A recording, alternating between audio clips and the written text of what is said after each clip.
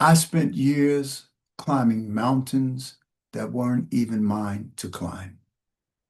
The abuse in the house I grew up in, the things I carried home from Desert Storm. I thought if I just kept moving, kept pushing, kept performing, I'd eventually outrun the pain, right? Here's what I learned. When a man's problem is circumstantial, he's facing life. But when the problem becomes chronic, when it keeps showing up, no matter what or how hard he fights, he is no longer facing life. He is facing himself. Today, in this video, I'm going to show you what self-sabotage really is and how to stop letting the mountain in front of you keep you from the man you were meant to become.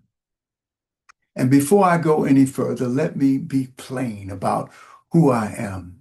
I'm a man of faith. Jesus Christ changed my life, and everything on this channel is built on that foundation.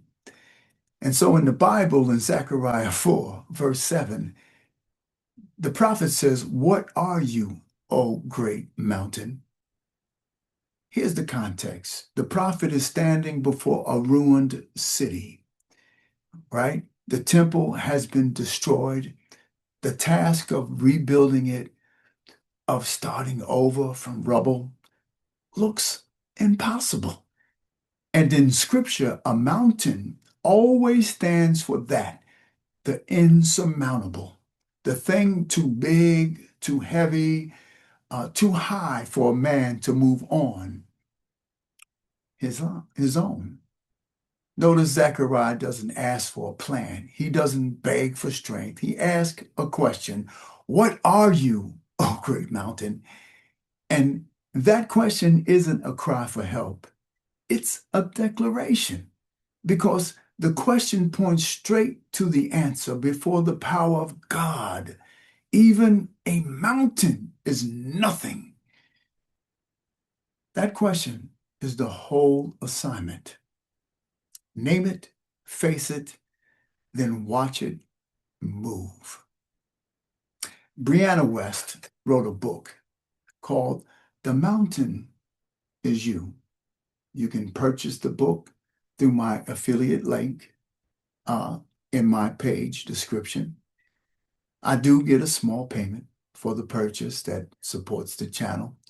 So, she says the mountain has always been a metaphor for the big challenges we face.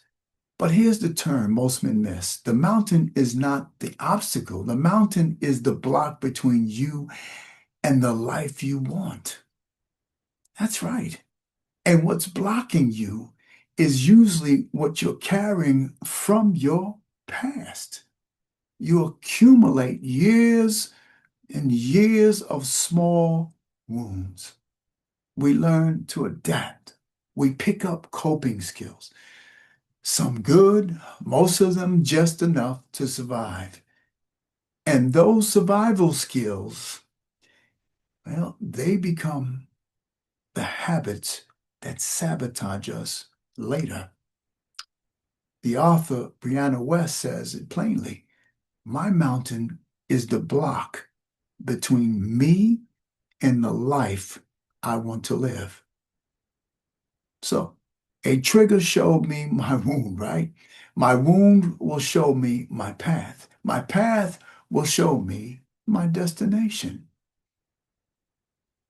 And that's biblical. In 28, that Joseph sold into slavery by his own brothers, mourning the younger man who got him that far, while understanding that younger man could not carry him where God is taking him or was taking him. You see, we have to grieve who we were, but that man cannot walk you into what's next in your life. So What is self-sabotage really? It's a coping mechanism.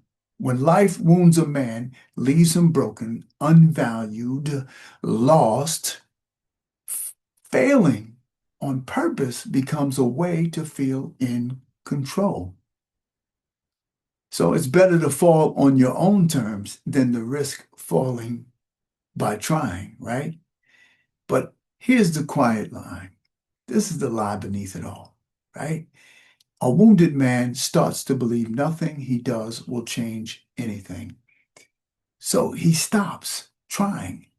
Then, when nothing changes because he stopped trying, he points at his life and says, see, nothing ever works for me. Have you been there? What you believe about yourself, you will make true about yourself. Maybe a doctor told you as a child you were bipolar. Maybe you decided you were never someone who could have peace or travel or have real relationships. Those beliefs feel like armor. They're actually a cage, and the lock is on the inside. This is the hardest part because it's the most honest. Take full accountability. It is not okay to be consistently, stressed and panicked and unhappy and keep telling yourself everything's fine. That is called denial. And denial is where self-sabotage lives. I want you to take out a piece of paper tonight, write down one thing that is going right, one thing you're genuinely grateful for. Now write down everything you're not happy about. Be specific. If it's money, every debt, every bill. If it's your body, exactly what you don't like. If it's anxiety, everything keeping you up at night. Because you can't change a life you refuse to look at. Naming the real problem is the first act of power a man takes back. You name it. Self-sabotage wears a lot of faces. Resistance, perfectionism, justifying, judging others.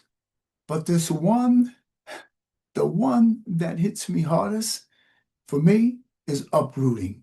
Uprooting is when a man keeps jumping from relationship to relationship, keeps building a website for his business but never gets there, keeps starting over a new job, a new city, a new church, before he ever finishes the chapter he's already in. And I know this one because I've lived it. Uprooting is what happens when a man has no healthy way to handle stress or conflict. So instead of facing the discomfort, he flees. He avoids the real problem by starting fresh. And here's the cruel part. He's always beginning, never finishing. Always at the foot of a new mountain. And here's what finishing does that restarting never can do. Every time you complete something, even a small thing, you prove to yourself that your effort matters, that you have agency. And that's not a self-help talk, brothers, right? That's how a man rebuilds the belief that what he does makes a difference. So start small, pick one thing you keep abandoning and finish it. Not the whole mountain, right? One step of it. Because a man who learns to finish small things learns to finish his life. That's right. So let's talk about this. How do you get out of it? Step one, you have to recognize the pattern. Most men don't even know they're doing it. So start asking yourself, am I running toward something or am I running away. And then there's step two. And step two is to get clear on what you really want. You see, and you got to be clear. Uprooting happens when you move too fast toward what you think you want. Then discover you should have thought longer. You end up wanting the very thing you uprooted yourself from.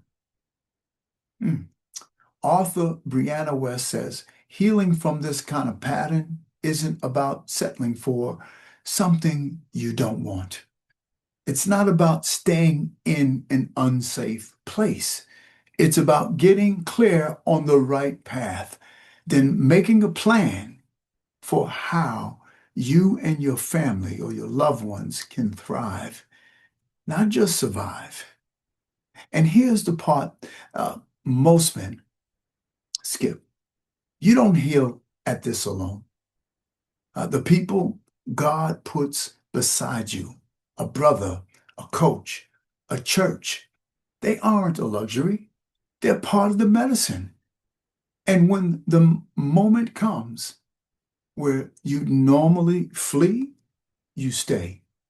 And you let someone in. You let them in. So you got to ask yourself, why am I uncomfortable getting attached? What would a healthy attachment look like for me, for the people I love? And so I got some other questions for you tonight. Here are two questions I want you to sit with this week. What would it look like to choose one place and build connections there? And the other question I have is, what one small thing you'll finish this week, just to remind yourself you can. And if you're a woman watching this for a man in your life, I just first of all want to say thank you. But I ask you to send it to him. You may be the bridge he walks across. And so if this is hitting close to home for some of you that are watching and you want someone to walk with you through it, I'm available for coaching. I offer a free discovery call so we can see together whether I can help you. Just email me at livelearnc@gmail.com. I'm going to ask you to subscribe, like, and leave a comment. Tell me, what's your mountain? You are not broken. You are wounded, and wounds can heal. You don't have to pretend here. This is Rescue the One. You'll never walk alone again. And I want to say thanks for watching. I'll see you in my next video.